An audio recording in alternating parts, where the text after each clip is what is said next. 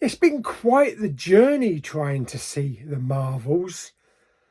I was due to go and see it last Friday, but I fainted and threw up at work, so I had to go home and contact the doctor. So that's that. I've also done my back in, so I couldn't get out into the cinema until today, Tuesday. Just left the house, and all of a sudden, the police or the traffic enforcement stopped all the cars on the main road because of a car fire. Plus, it was torrential rain as well.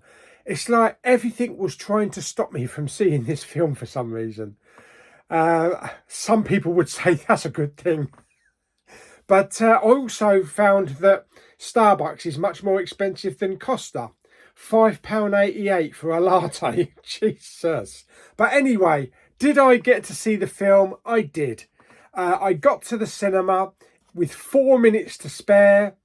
It was just me and 2 other people in the entire IMAX screening. But did I enjoy the film, and have I got any problems with it? Well, let's just have a little natter about it while I drink my expensive coffee.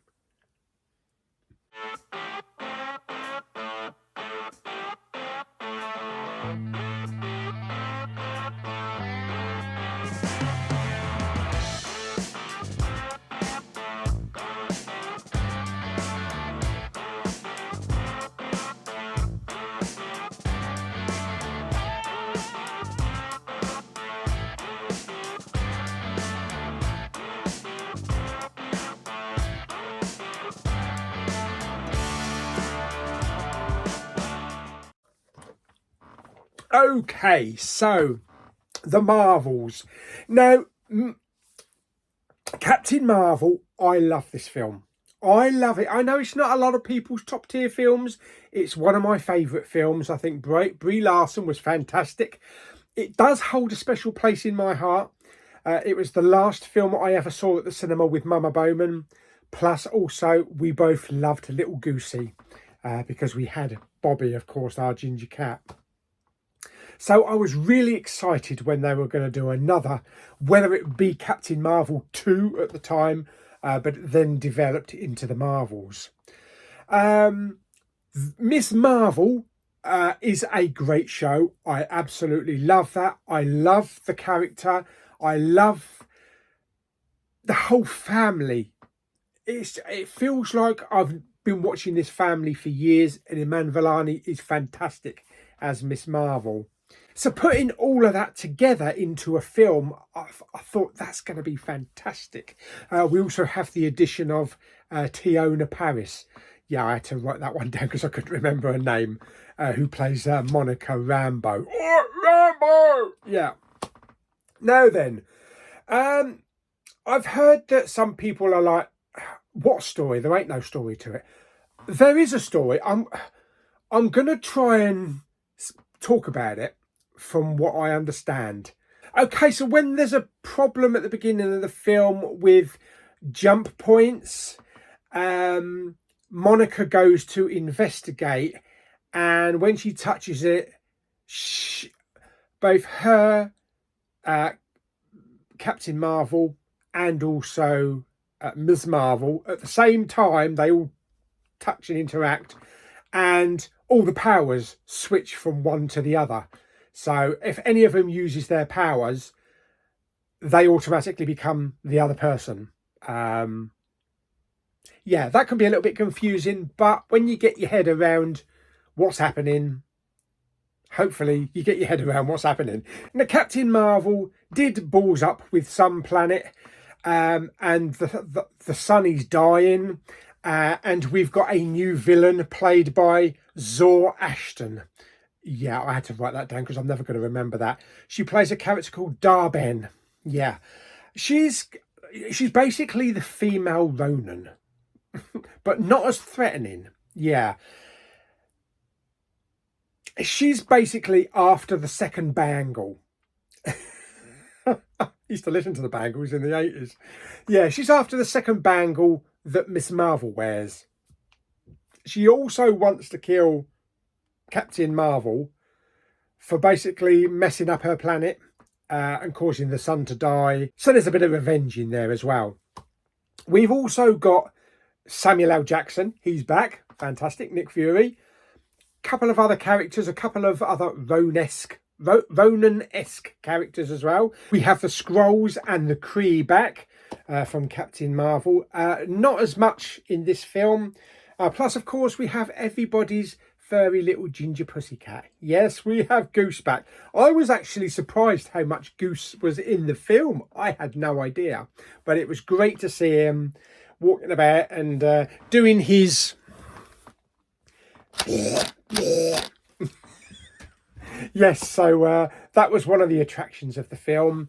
So far as the story is concerned, it can be a bit confusing with all this multiple swapping and what's going on with the races and trying to get the bangles and trying to save the planet and all that kind of stuff. And they're trying to pack that into like an hour and 45 minutes, which is always not good. So I think probably the film would have benefited from a little bit longer, maybe 2 hours. But it was a fun film. That's all I ask when I go into the cinema. You know, to have a bit of fun, have a bit of excitement, enjoy the characters you're watching, try and follow the storyline. Which it is a little bit confusing even for me, but I think after multiple viewings it will become a little bit more clearer. But basically these three characters swap powers and it's just keeping up with them. I thought the pacing was good, but then again, an hour and 45 minutes, there's not a lot of time for a lot of slow moments. There's a bit of emotion in there. Believe it or not, yes, I did shed a tear. But it was a tear of happiness and joy. Yes. And it involved flare kittens. Yeah, later in the film. I just loved that whole sequence. That was just, oh my, Mama Bowman would have been peeing her pants watching that scene. But I really enjoyed that. As for the cast themselves, Brie Larson, she was good. She didn't have as much to do, I don't think, as Captain Marvel, because of course she's got to share screen time in this film. She didn't seem as threatening in this film. She was more all happy family type of character. Teyonah Parris as Monica.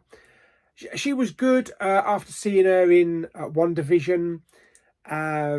Yeah, but she was good. She had some good moments. Iman Vellani as Miss Marvel, absolutely fantastic. I think stole the film.